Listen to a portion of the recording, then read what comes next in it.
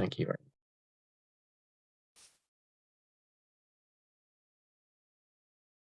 So the reading. So the topic is concept 6, the Al-Anon concept. The conference acknowledges the primary administrative responsibility of the trust. Now I'm going to read the AA long version, the American long version. On behalf of AA as a whole, our General Service Conference has the principal responsibility for the maintenance of our world services, and it traditionally has the final decision respecting large matters of general policy and finance. But the conference also recognizes that the chief initiative and the active responsibility in most of these matters should be exercised primarily by the trustee members of the conference when they act among themselves as the General Service Board of Alcoholics Anonymous. I'm going to post that in the chat. And don't worry, all will become clear. Okay, so one of the problems with the Al-Anon concept is the AA concepts, there's a short form of the concept to help people remember them. There's a long form which sets out what they really are. That's the full version. The short version is just a sort of aid memoir. It's not as that's the concept of abbreviated form. But then behind the long form is built essay on the concept, which is the full explanation of what he means by it. So AA's got the short form, the long form, and the very long. In Al-Anon, dear old Lois, she said, long form, we're not interested in that. We'll just take the short form, thank you. Essays? Oh, no, won't worry about any of that. No essays. There are no materials at all. None.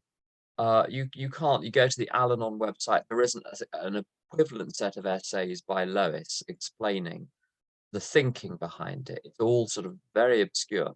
What you've then got is a couple of books on the concepts.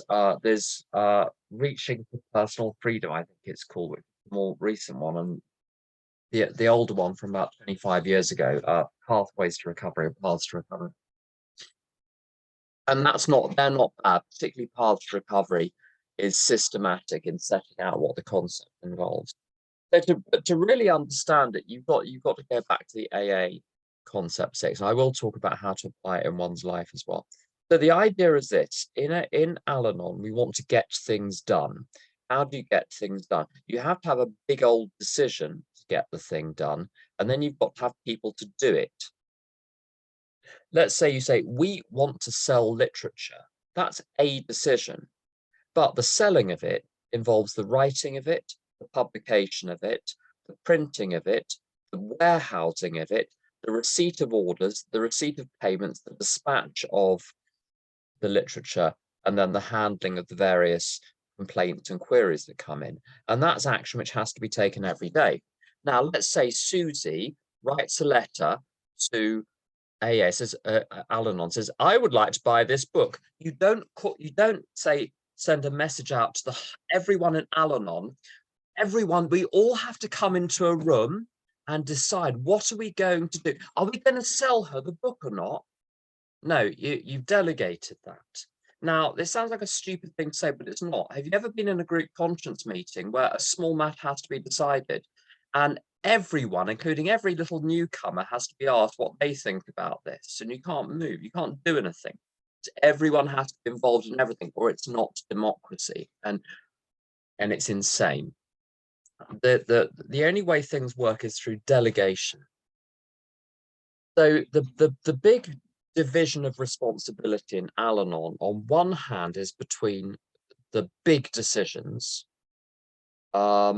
which are taken on behalf of the fellowship as a whole by conference. And then you've got the implementation of those decisions, and that's the board. So conference, board. Conference is decisions, board is implementation. Conference is government, the board is the civil service.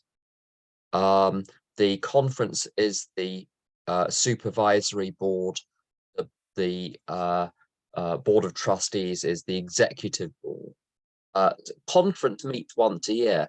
The board meets a few times a year, but they delegate all sorts of stuff. They have offices, they have consultants, they have subcommittees. Those are the three basic types of things that they have.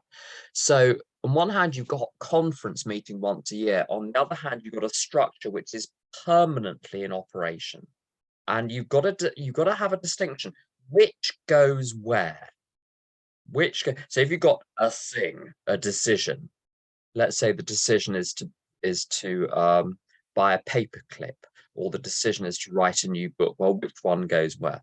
And there's a very good phrase in the AA sixth concept, which is final decision on large matters of general policy and finance. So policy is what we're going to do.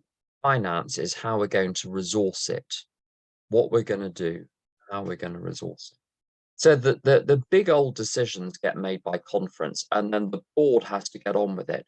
But the board has to be allowed to get on with it. So every time it wants to do something, it mustn't go back to conference and say, oh, we've got a decision to make, you make it for us. That's not how it works. Which means the board and all of the people it delegates to, the consultants, the contractors, the corporation, all the employees, directors and employees of the corporations, and the subcommittees, tens of thousands, if not hundreds of thousands of individual decisions are made without conference saying a word or knowing about any of them. None of conference's business. The structure then reports back to conference on what it's been doing, and then it's conference's business. But in between, it's not conference's business. So the conference has a final decision on large matters, not small matters, not medium matters, large matters of what? General, not specific, general policy. What are we going to do? And finance, how are we going to fund it? What does the board have? The board has chief initiative. Let me just get the wording. Chief initiative and active responsibility, which means you've got to survey everything. You've got to understand everything that's going on. You've got to figure out what needs to be done. Then you've got to do it. And then you've got to be accountable for it. Scan, decide, act, report. Scan, decide, act, report. Then you've got a circuit. And the circuit goes back, the reporting is back to the conference. So that's how the basic system works. Now, how this applies spiritually, so how it applies in my life is God has the final decision on large matters of general policy and finance. That means I don't need to ask God what I'm going to have for dinner. I can decide that. But general decisions about what my diet should be, I need to put in the hands of the higher power. But here's the interesting thing. Because of concept 4, which is right of participation, the board is part of conference. It is a minority part of conference, but it is still part of conference. Which means that I am active in the decision-making in my life, but I'm the junior partner with God. God is the whole thing. I'm small. So I'm not simply an order taker. I'm part of that, which means I have a responsibility, a little responsibility, not the whole responsibility, a little responsibility at the decision-making level. Very often in recovery, and this is a very Al-Anon thing, there are I think broadly 2 types of Al-Anon. The first type says, oh, I'll do it, and they do everything. The second type is, you do it. I can't do it. I don't want to do it. I'm too frightened to do it. You do it. I can't. And I've been both. It's possible to flip back and forth between both.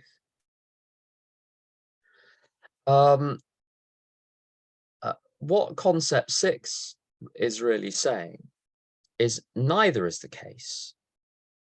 Neither does the board make it doesn't make final decisions on large matters of general policy and finance. It participates in those, but it is not the final decision maker. So it's not entirely in charge, but it's not without responsibility either. So chief initiative and active responsibility. Sometimes people will read material in the literature and take it out of context. A very good example is step 7. We ask God to remove our defects of character. And people say, well, I have nothing to do with it then. Or we ask God to remove our fear. Oh, well, God has to do it. I don't have to do it.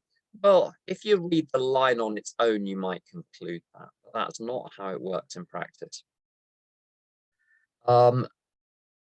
What this concept is telling me is so I have a role in the big decision making with God, but then in the actual living of my life, I have active responsibility, chief initiative, and active responsibility.